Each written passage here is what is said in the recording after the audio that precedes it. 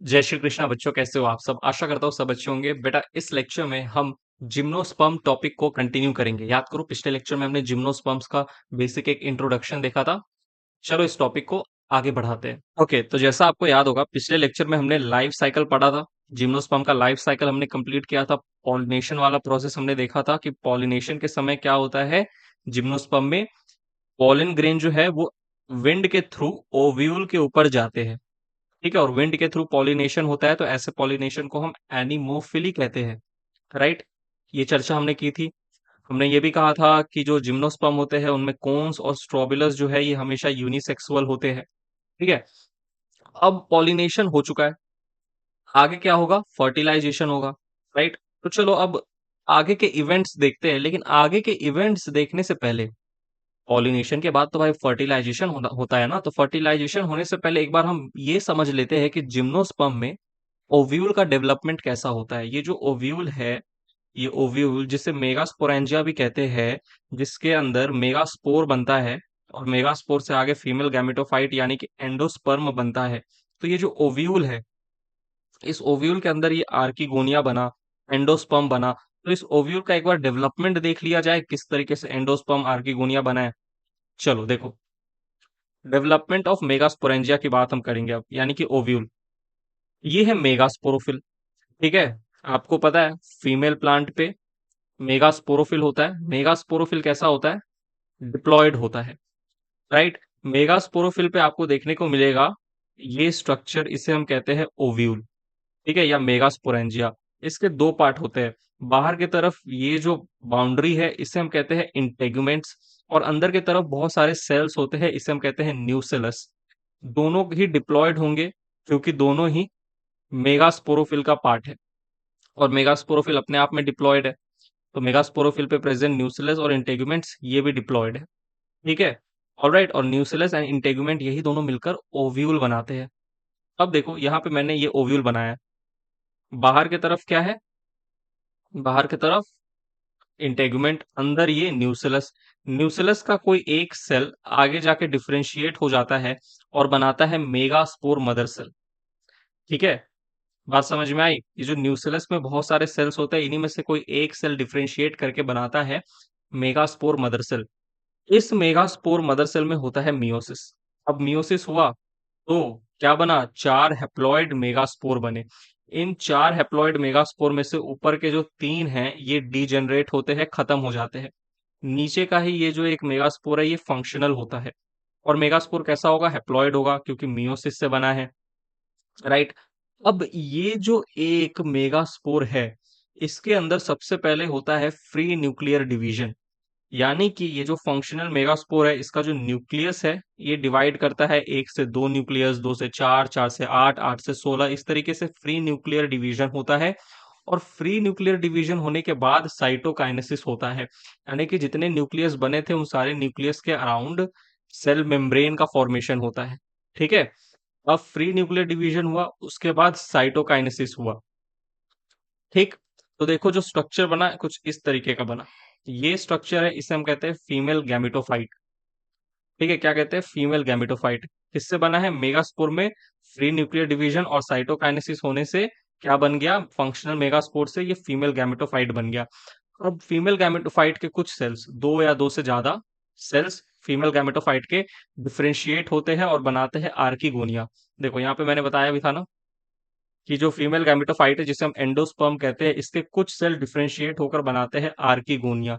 ये पिछले लेक्चर, अगर पिछला लेक्चर बेटा देख के आओ, जिम्नोस्पर्म का हम लोग सेकंड पार्ट देख रहे हैं, तो पहला पार्ट अगर जिम्नोस्पर्म का पढ़ा है तभी तो दूसरा पार्ट समझ में आएगा। ठीक, और इसी आर्किगोनिया के अंदर प्रेजेंट होता है एग सेल। तो यहाँ पर देखो, फीमेल गैमेटोफाइट, ये जो स्ट्रक्चर है जिसे हम एंडोस्पर्म कह रहे हैं, जो कि हैप्लॉइड होगा क्योंकि हैप्लॉइड मेगास्पोर से बना है ना, इसी के अंदर कुछ सेल, दो या दो से ज्यादा सेल डिफरेंशिएट हो गए आर्किगोनिया में, और इस आर्किगोनिया के अंदर होता है एग सेल यानी कि फीमेल गैमेट। तो ये जो स्ट्रक्चर अभी आपको दिख रहा है ये है डेवलप ओव्यूल। ठीक है, ये आपका यहाँ पर ये सिर्फ ओव्यूल था। ठीक है, और इस ओव्यूल से आगे जाकर डेवलप ओव्यूल बना। इस तरीके से डेवलपमेंट होता है ओव्यूल का, यानी कि डेवलपमेंट होता है मेगास्पोरेंजिया का। ठीक है, चलिए, ओव्यूल का डेवलपमेंट हो चुका है, ओव्यूल के ऊपर पॉलन ग्रेन आ चुका है। ठीक।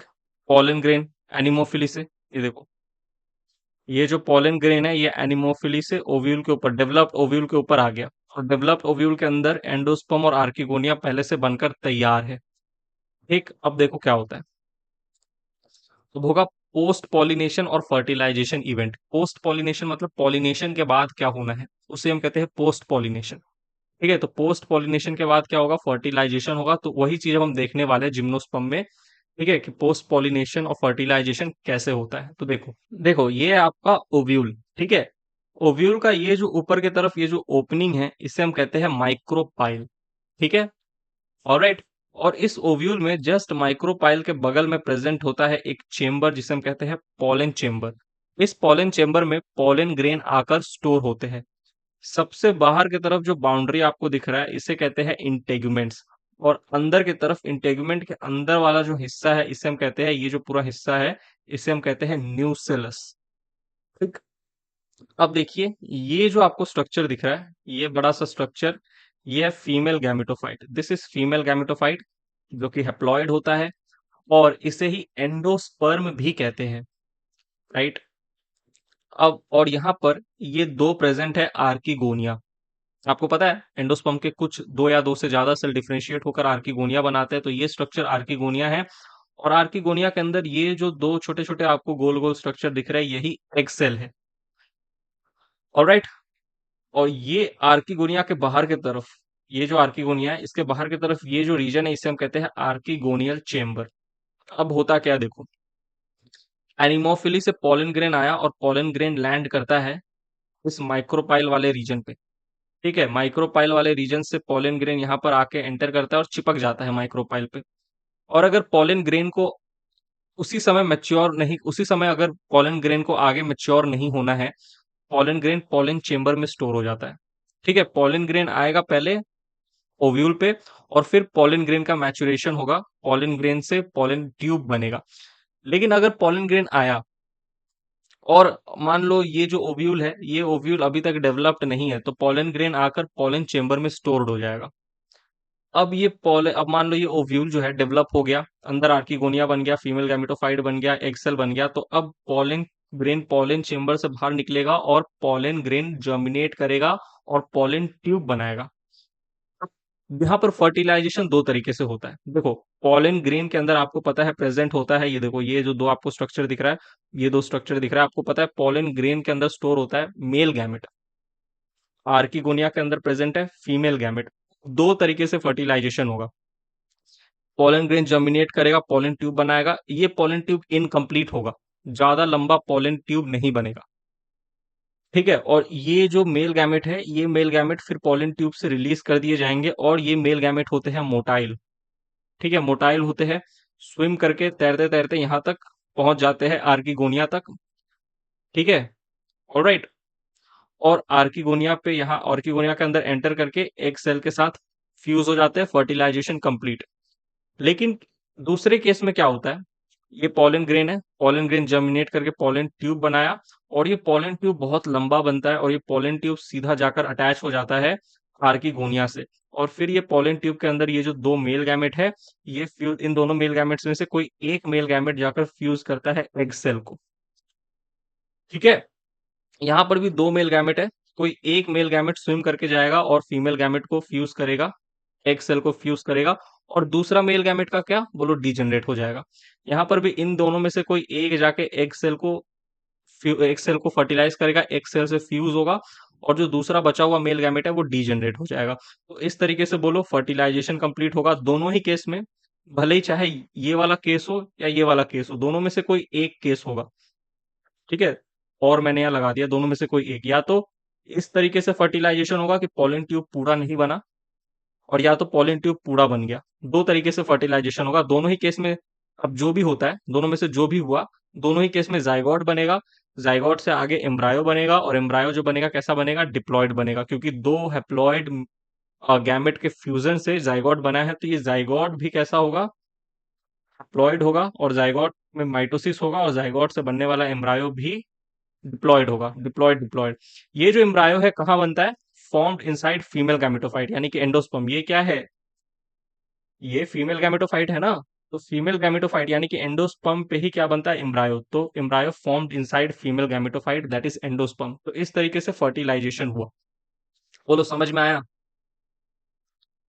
समझ में तो आना चाहिए यार, इतना टफ थोड़ी है। ठीक है, देखो पॉलन चेंबर जो मैंने बोला, पॉलन चेंबर का काम क्या होता है, for temporary storage of pollen grains. जो पॉलन ग्रेन्स मेल गैमेटोफाइट के अंदर, मेल गैमेटोफाइट जो कि पॉलन ग्रेन्स है, जो कि कहाँ से आता है, पॉलन ग्रेन्स कहाँ से आता है, ये जो पॉलन ग्रेन्स है मेल गैमेटोफाइट, ये कहाँ से आएगा, मेल प्लांट से आएगा। तो मेल प्लांट से जो मेल गैमेटोफाइट यानी कि मेल प्लांट से जो पॉलन ग्रेन आया है, वो जाके स्टोर होगा पॉलन चेंबर में, ओव्यूल के पॉलन चेंबर में। अब यहाँ पर देखो process of fertilization varies in lower and higher gymnosperm. यही देखो, यही चीज इंपॉर्टेंट है। जो फर्टिलाइजेशन का प्रोसेस है ना, ये वेरी करता है in lower and higher gymnosperm. ठीक है, यहाँ पर देखो मैंने आपको दो तरीके से फर्टिलाइजेशन समझाया था ना। ऑलराइट, ये पहला वाला इस तरीके से, और ये दूसरा वाला, राइट। तो जो फर्टिलाइजेशन का प्रोसेस है, फर्टिलाइजेशन का मतलब क्या होता है, मेल गैमेट फीमेल गैमेट से फ्यूज करना। तो ये जो मेल गैमेट और फीमेल गैमेट का फ्यूजन होता है, फर्टिलाइजेशन जो होता है, दो तरीके से होता है। ठीक है, लोअर जिम्नोस्पर्म में अलग होता है और हायर जिम्नोस्पर्म में अलग होता है। पहले बात करते हैं लोअर जिम्नोस्पर्म की। लोअर जिम्नोस्पर्म जैसे कि साइकस, साइकस एक लोअर जिम्नोस्पर्म है। साइकस का जो मेल गैमेट होता है, ये मोटाइल होता है, मल्टीसिलिएटेड होता है। देखो पूरे प्लांट किंगडम में आपको जिम्नोस्पर्म में ही जो मेल गैमेट देखने को मिलेगा, मल्टीसिलिएटेड देखने को मिलेगा। इससे पहले हमने टेरिडोफाइट, ब्रायोफाइट और क्या कहते हैं, एल्गी में हमने देखा था, जो गैमेट्स होते हैं, मेल गैमेट्स होते हैं, वो फ्लैजिलेटेड होते हैं, उनमें फ्लैजिला प्रेजेंट होता है। जिम्नोस्पर्म में पहली बार आपको एक ऐसा मेल गैमेट देखने को मिला जो कि सिलिएटेड होता है, मल्टीसिलिएटेड। सिलिया प्रेजेंट है तो मोटाइल होगा, टॉप शेपेड होता है। देखो इस तरीके से टॉप शेपेड होता है, लट्टू लट्टू नचाते हो ना, लट्टू की तरह, वही लट्टू शेपेड होता है। और यहाँ पर ये लंबे लंबे लंबे लंबे सीलिया प्रेजेंट होते हैं। तो साइकस में जब फर्टिलाइजेशन होता है, तो मेल गैमेट्स जो होते हैं, ये कैसे होते हैं, मोटाइल होते हैं और टॉप शेपेड होते हैं।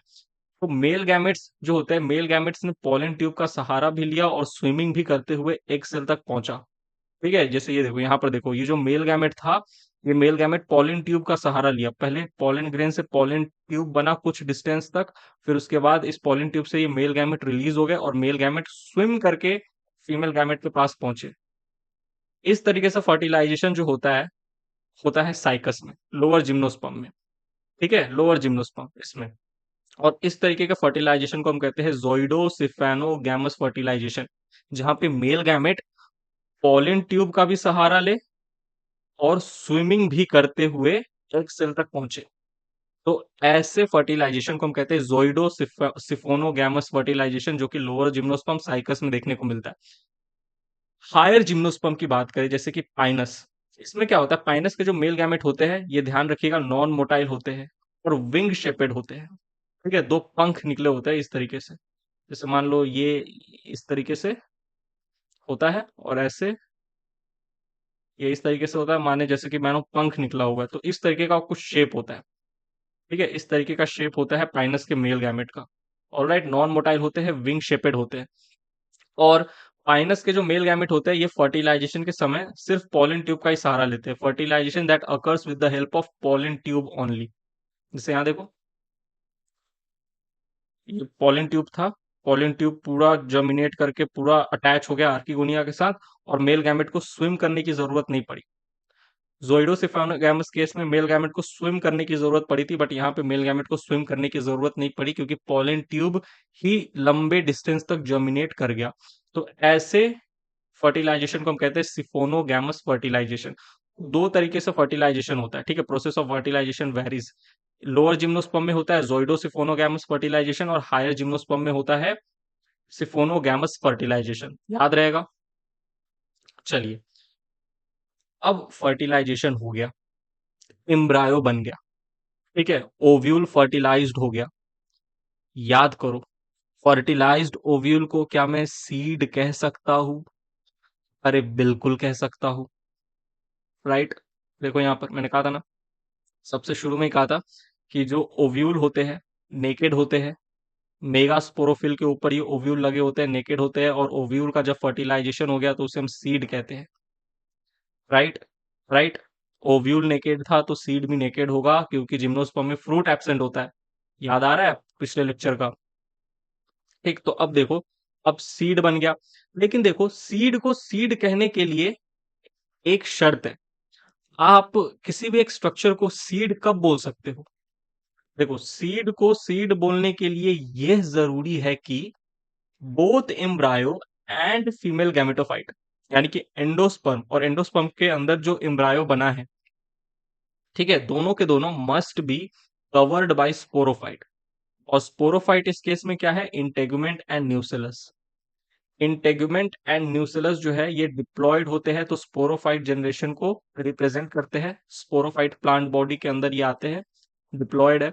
तो जो एम्ब्रायो बना है और जो फीमेल गैमेटोफाइट है वो दोनों must be covered by integument and nucellus. तो आप देखो यहाँ पर, ये जो फीमेल गैमेटोफाइट है जो कि एंडोस्पर्म है, और इसी एंडोस्पर्म के इनसाइड में जो एम्ब्रायो बना है, embryo formed inside female gametophyte यानी कि एंडोस्पर्म, ये जो एम्ब्रायो और ये जो फीमेल गैमेटोफाइट, दोनों के दोनों आप देखो इंटेगुमेंट और न्यूसेलस से कवर्ड है। तो अगर एम्ब्रायो और फीमेल गैमेटोफाइट कवर्ड हो न्यूसेलस से और इंटेगुमेंट से, तो इस पूरे स्ट्रक्चर को आप सीड बुला सकते हो। लेकिन सिर्फ एम्ब्रायो होता और सिर्फ फीमेल गैमेटोफाइट होता और ये कवर्ड नहीं होते इंटेगुमेंट और न्यूसेलस से, फिर हम इस स्ट्रक्चर को सीड नहीं बुलाते। तो सीड को सीड बुलाने के लिए ये जरूरी है कि एम्ब्रायो और फीमेल गैमेटोफाइट दोनों के दोनों, यानी कि ये जो पूरा स्ट्रक्चर है, ये स्ट्रक्चर न्यूसेलस या इंटेगुमेंट दोनों से कवर्ड होना चाहिए, न्यूसेलस एंड इंटेगुमेंट से। ठीक है, तभी इस पूरे स्ट्रक्चर को आप सीड बुला सकते हो। ठीक है, याद करो, टेरिडोफाइटा और ब्रायोफाइटा में भी गैमेटोफाइट बन रहा था और इम्ब्रायो बन रहा था, लेकिन टेरिडोफाइटा और ब्रायोफाइटा का जो इम्ब्रायो था वो इंटेगुमेंट और न्यूसेलस से कवर्ड नहीं था, तो हम कहते थे कि टेरिडोफाइटा और ब्रायोफाइटा में सीड नहीं बनता। तो सीड पहली बार किसमें बना? जिम्नोस्पर्म में। तो आगे एंजियोस्पर्म में भी आपको सीड देखने को मिलेगा। ये बहुत इंपॉर्टेंट चीज है। बहुत बच्चे ना इतने डिटेल में चीजों को नहीं समझना चाहते, वो ना ऊपर ऊपर से समझ के निकल लेते। उनको से पूछो सीड क्या होता है, अच्छा सीड फर्टिलाइज्ड ओव्यूल, उसे ही तो कहते हैं सीड। हाँ ठीक है, कोई गलत बात नहीं है, फर्टिलाइज्ड ओव्यूल को ही सीड कहा जाता है, राइट। लेकिन सीड को सीड बुलाने के लिए ये भी जरूरी है कि एम्ब्रायो और फीमेल गैमेटोफाइट ये दोनों के दोनों इंटेगुमेंट और न्यूसेलस से कवर्ड होने चाहिए। ठीक है, चलिए आगे देखिए, कुछ और पॉइंट है। देखो यहाँ पर मैंने आपको टोटल कितने पॉइंट समझाया, पहला ये पॉइंट, दूसरा ये पॉइंट, ठीक है। तीसरा पॉइंट देखो, जिम्नोस्पर्मिक सीड डिपिक्ट्स थ्री जनरेशन। एक जिम्नोस्पर्मिक सीड, ये जो आपके सामने दिख रहा है, ये क्या? एक जिम्नोस्पर्मिक सीड है, राइट। ये जो सीड है कैसा है? जिम्नोस्पर्मिक है ना। अच्छा एक बात बताओ, कैसे पता चला ये जिम्नोस्पर्मिक है? कैसे पता चला ये सीड जिम्नोस्पर्मिक है? अरे बहुत इजी, सीड जो है नेकेड है, सीड के आजू बाजू फ्रूट है ही नहीं। अगर सीड के आजू बाजू फ्रूट प्रेजेंट होता तो सीड कवर्ड होता, और covered seed is a feature of angiosperm. और ये जो सीड है कैसा है? नेकेड है, तो हम कहते हैं सीड जिम्नोस्पर्मिक है। ठीक है, अरे पूरा कॉन्सेप्ट वाइज समझना है हमें, राइट। लास्ट में रटने वाला काम थोड़ी करना है हमें, हमें तो समझ कर चलना है। ठीक। अब एक जिम्नोस्पर्मिक सीड को आप देख के तीन जनरेशन का पता लगा सकते हो। सबसे पहले गैमेटोफाइटिक जनरेशन, जो कि यहाँ पर एंडोस्पर्म को देखकर आप समझ सकते हो कि ये सीड गैमेटोफाइटिक जनरेशन को डिपिक्ट कर रहा है। जैसे ये देखो, ये जो एंडोस्पर्म है, एंडोस्पर्म ये हैप्लॉइड है, तो एंडोस्पर्म गैमेटोफाइटिक जनरेशन को बताता है। और ओल्ड स्पोरोफाइटिक जनरेशन न्यूसेलस और इंटेगुमेंट है। न्यूसेलस और इंटेगुमेंट को देखकर आप कह सकते हो कि ओल्ड स्पोरोफाइटिक जनरेशन को शो कर रहा है। और न्यू स्पोरोफाइटिक जनरेशन को शो कर रहा है एम्ब्रायो। एम्ब्रायो भी देखो डिप्लॉयड है। फिर यहाँ पर आपके दिमाग में सवाल आ रहा होगा, सर गैमेटोफाइटिक का मतलब तो हम समझ गए कि जो हैप्लॉइड स्ट्रक्चर है सीड का वो गैमेटोफाइटिक जनरेशन को डिपिक्ट कर रहा है। ओल्ड स्पोरोफाइट और न्यू स्पोरोफाइट क्या होता है? देखो, ओल्ड स्पोरोफाइट यानी कि फर्टिलाइजेशन से पहले कौन सा स्पोरोफाइटिक स्ट्रक्चर था। न्यू स्पोरोफाइट मतलब फर्टिलाइजेशन के बाद कौन सा ऐसा स्ट्रक्चर बना जो कि डिप्लॉयड है। तो बिफोर फर्टिलाइजेशन ओल्ड स्पोरोफाइटिक, और फर्टिलाइजेशन के पहले ही देखो न्यूसेलस और इंटेगुमेंट तो प्रेजेंट थे ही, तो इन न्यूसेलस और इंटेगुमेंट ओल्ड स्पोरोफाइटिक जनरेशन को डिपिक्ट कर रहे हैं, दर्शा रहे हैं।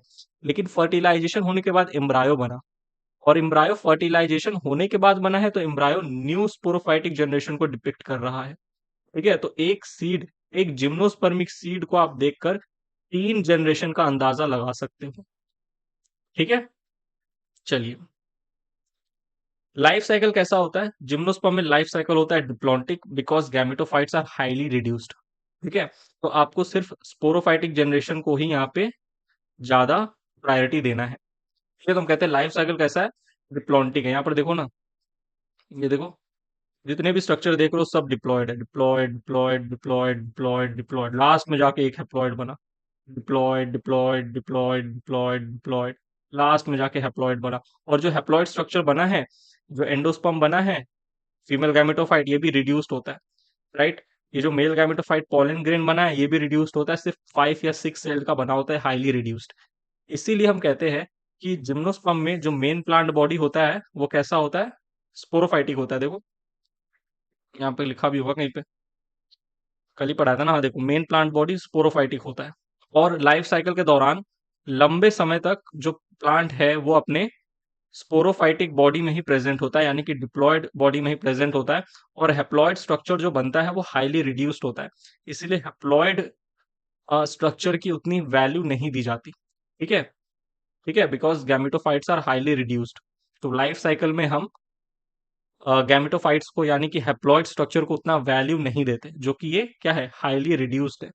इसीलिए हम कहते हैं कि जिम्नोस्पर्म में लाइफ साइकिल डिप्लॉन्टिक होता है। ठीक? यहाँ पर देखो, रिक्वायरमेंट फॉर सीड हैबिट। एक प्लांट में हमने कहा सीड बना, ब्रायोफाइटा टेरिडोफाइटा एल्गी में तो सीड नहीं बना था, लेकिन जिम्नोस्पर्म में सीड बन गया। ऐसा क्यों, वही हम देखने वाले कि क्या क्या जरूरतें हैं एक प्लांट में सीड बनने के लिए। तो पहला है कि प्लांट का हेट्रोस्पोरस होना बहुत जरूरी है, राइट।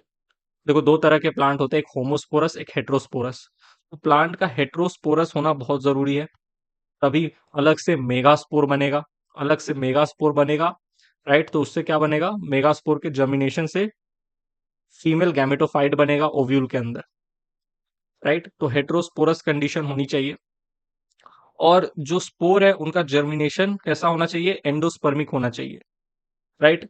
और एंडोस्पर्मिक जर्मिनेशन किसका, मेगास्पोर का। कौन से स्पोर का, मेगास्पोर का। जो मेगास्पोर बना है, हेट्रोस्पोरस कंडीशन है ना, तो दो तरह के स्पोर बनेंगे, एक माइक्रोस्पोर, एक मेगास्पोर। माइक्रोस्पोर जो है वो किसको बनाएगा, मेल गैमेटोफाइट को, राइट। माइक्रोस्पोर मेल गैमेटोफाइट को बनाएगा, और मेगास्पोर फीमेल गैमेटोफाइट को बनाएगा।